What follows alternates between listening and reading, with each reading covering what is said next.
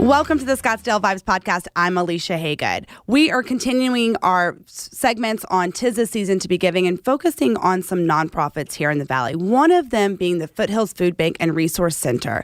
I have Executive Director Leigh Zydonik with me at the table. She is going to tell us all about what we can do this season, what Foothills Food Bank really does for the community, how we got started, and more of their events coming up. But before we talk to Leigh, don't forget to hit subscribe on your favorite podcast listening app. You can follow us on every social media from Facebook, TikTok, Instagram, as well as our YouTube channel where you can get the full video episode that you hear now. Let's take a short break. When we come back, I have Executive Director Leigh Zydonik with me.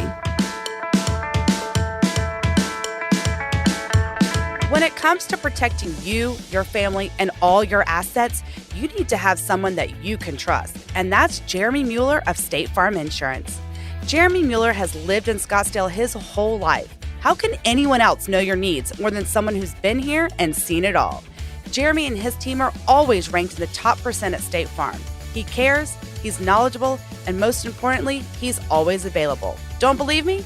Give him a call at 480-515-5223 or find him at jeremymueller.com. During this time of year, we all tend to give a little more, whether it's presents for our kids and family. But many people still need the basics such as food and shelter. And that's where Executive Director Leigh Zydonik and her team at Foothills Food Bank and Resource Center are here to help. Foothills Food Bank has been working to end food poverty for more than 35 years. They are focused on helping community members overcome their circumstances by providing immediate support through food and supplies and by aiding them in reaching a goal of independence to return to self-sufficiency. Leigh Zydonik's unparalleled experience and enthusiasm towards philanthropic work has made her an excellent leader here at the food bank and as a role model in the nonprofit sector.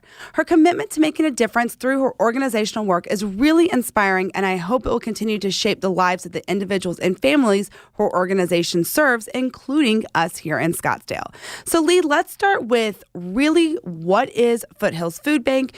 It all started in Cave Creek in the 1988, I think? Correct. We've been here for 35 years. That's amazing.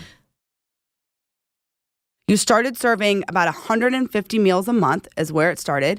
Very small. What are you up to now? Because it's much bigger than that. It's much bigger.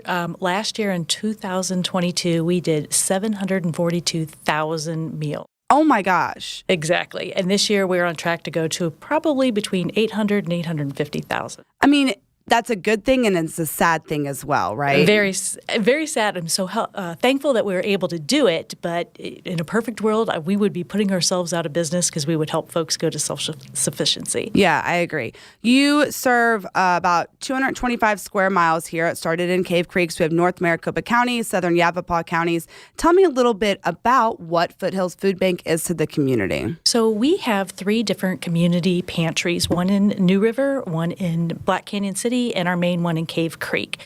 In addition to that, we also do 3 mobile distributions, and we have some micro pantries that we put in schools, libraries, and a YMCA. Okay. So trying to get food out to folks in different areas, different times of the day. So whenever someone needs something, they can go and get some food, and we also do some other resources as well. Let's talk about the food banks you have for the schools, because we forget. I mean, I try to teach my kids this. Everyone knows I have little kids. What you have to eat to fuel your brain to get through school, right? It's so important for everyone to not have that hunger feeling. Exactly. It's really hard to feed your mind if your belly's exactly. empty. So talk about a little bit about what kind of people from our community are you seeing? Because I think that's a little surprising who you might feel comes in for this help. It is. It's different. All of our locations have a different demographic. For the weekend, for the school programs, we do have a weekend program that we give folks, or the kiddos, a bag that has 3 breakfasts, 3 lunch, 3 dinners. A lot of the kids, however, especially in middle school and high school, and I was a former middle school teacher, and those kids would rather go hungry than let their friends know that they don't have food at home. Yeah. So that's why we did the micro pantry. So we have micro pantries in 5 different schools that the kids can go in and get some individual servings or food to take home under the radar. And it seems to be a very popular program. you use the word resource is in your name of your company. Talk about that, because you started off as a food bank and now you're really seeing, let's solve the whole problem as a community. Exactly. Food insecurity is typically just another issue. It's a Band-Aid.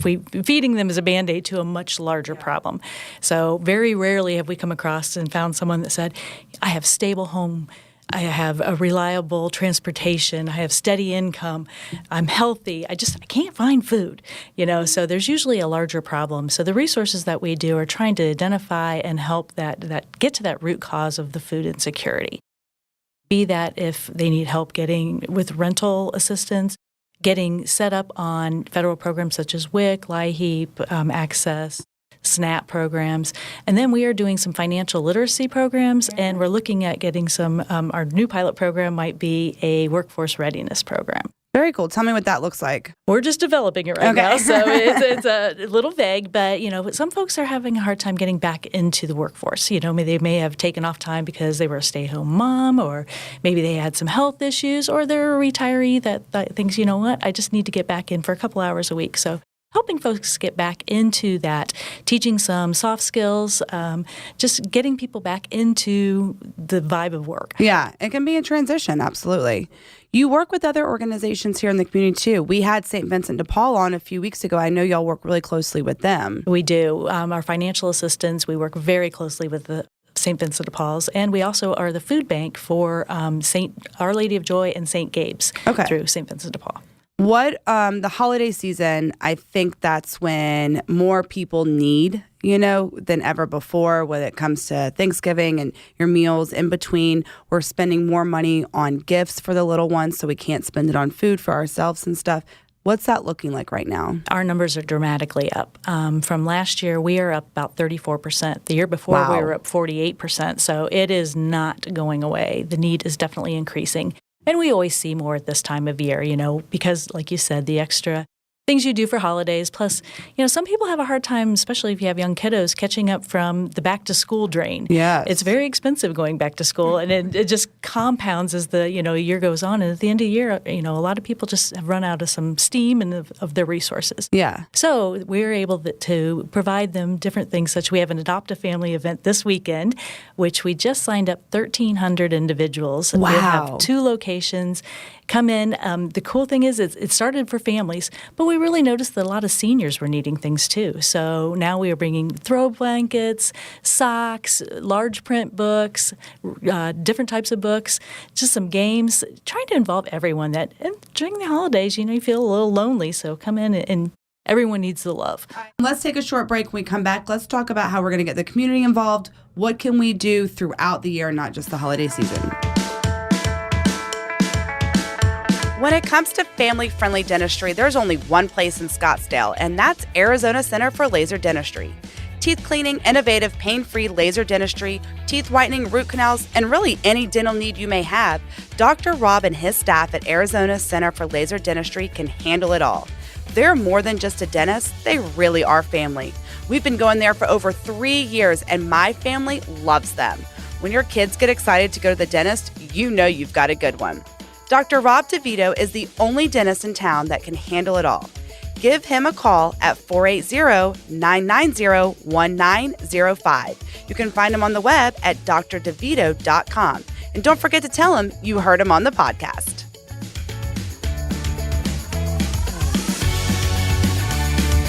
Let's talk about needs throughout the year. Yes, we're focusing on right now of 'tis the season to be giving, but it's all year that you need help. What can we do throughout the year as far as donations, time, etc.? Absolutely. Volunteering is always a wonderful thing, but donating not only food items, but sometimes our buying power is really much better with cash. Because we can go, St. Mary's has a great program. We can go buy bulk. So we can really look at the things we need and get a really good price on it. But I know a lot of times it just feels good to go to the store and buy things that are favorites to you. So we always accept food donations as well. Okay, that's good to know. Where do we take them? You can take them to our main location is 6038 East Hidden Valley Drive in Cave Creek. Okay. We also have a location up in Black Canyon City that we will accept donations as well. Anything that you don't accept in that sense? Pre-cooked meals we cannot accept because we don't have a kitchen. So anything that's shelf-sustainable is probably the easiest thing. We do give out, we have a grocery rescue program. That's where we get the majority of our food. So we collect from 32 different grocery stores every day, 7 days a week. Not all 32 every day, but that would be a lot. But so we have fresh produce, fresh deli, dairy, bakery, meat. So those are the things you can also donate, but sometimes that's a lot harder because they go bad faster. That's fair. That's nice. Let's talk about volunteer. What are the different ways we can give our time and our bodies to work with you guys? Time and talent is always welcomed. So if you have a skill set, if you really like to talk to people, if you want to be a mentor, those are ways. We do have a waiting list right now in our warehouse. It's a pretty small. We're getting ready to expand and build a new facility, so we'll have the ability to bring in more volunteers because we'll be pushing through a lot more food. But that's give us another year for that one to happen. Okay. But yes, we always can use people and different skill sets. Okay. When someone comes to you and they need help getting back on their feet, or is there a time frame like, hey, we are going to help you and hopefully in 6 months, like you'll be on your own? Is it forever? How does that work? It's funny. Probably 54% of our folks only come a couple times, maybe less than 5 times a year. It's just, when you look at it, some folks just need help. They have a medical bill, say. So it's, do I buy food or do I buy the medicine? So if we can help them with the food, then they can put their resources towards the medicine. It is so simple. Yeah. So, we only have about 18% that come multiple times a month, and they're allowed to come once a week. Okay. But most of the folks try very hard to do it on their own. It's a very humbling experience to have to come to a food bank, but we try to make it as warm and welcoming as possible. I can imagine. It takes a lot to ask for help, Absolutely. know, and so we need to be there to make sure those people are comfortable. And you shouldn't be ashamed. You're trying to help yourself and your family, and everyone needs to eat. So absolutely. If you can use, if we can provide some food for you to stretch that a little bit farther, and you can use those resources to pay your rent or utilities, those are the important things. We want to keep you in your home. We just help out a little bit with the food side. Do y'all do anything for like senior citizens who maybe can't commute to you guys? We do. We work with Foothills Caring Corps, transports seniors to us. We have a senior market every Monday from 9 to 12, and we have a food sharing is what we call it. And they will bring in once a month the different seniors that aren't able to get there. We also have a program with them. They will deliver food or a box of food along with their they do a Meals on Wheels program or a mobile meal program. Very nice. We work very closely with the Foothills Caring Corps. I love that. See, it's all about coming together. It is. Community working. I love it. Speaking of partnerships, before we leave, Leigh, one of my favorite questions to ask is, what is your favorite Scottsdale vibe? What's your favorite thing about Scottsdale? I just love that there are so many things to do in Scottsdale. You can, from fine dining to rodeo. There's a little bit of everything here, and that's what makes it exciting. So the people are fabulous. I have not met anyone that hasn't been joyful and I guess it's the sunshine, but it's just a very positive place to be. I couldn't agree more. You're a transient here like myself. My husband, we moved here for my husband's job, kind of like you. It is a good place to be, and there is no complaints. We're so lucky to have you guys, and I know the community really appreciates you as well. Please go check out Foothills Food Bank and Resource Center and how you can help today. Like Leigh said, whether it's your time, your talent, your donations, or monetary donations, there is a little bit more that we can give right now. And just taking an extra hour or two out of your week or your month really can make the biggest change in someone else's life forever. So just remember that. Thank you so much. If we can learn more how you can get involved and help Foothills Food Bank, please visit foothillsfoodbank.com. Again, all of the information will be in the description of this episode as well as on our YouTube channel. Thank you so much, Leigh, for joining us.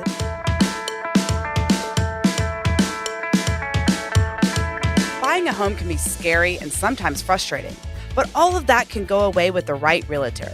And that's where Shawn Shackleton with the Shackleton Group is here for you. Shawn has over 25 years experience in real estate. She's here to get you what you want and won't settle for less. She's experienced, knowledgeable, and understands this market, which these days is always changing. Take the stress out of your next home purchase by calling Shawn at 480-734-7277. You can also find her at theshackletongroup.com.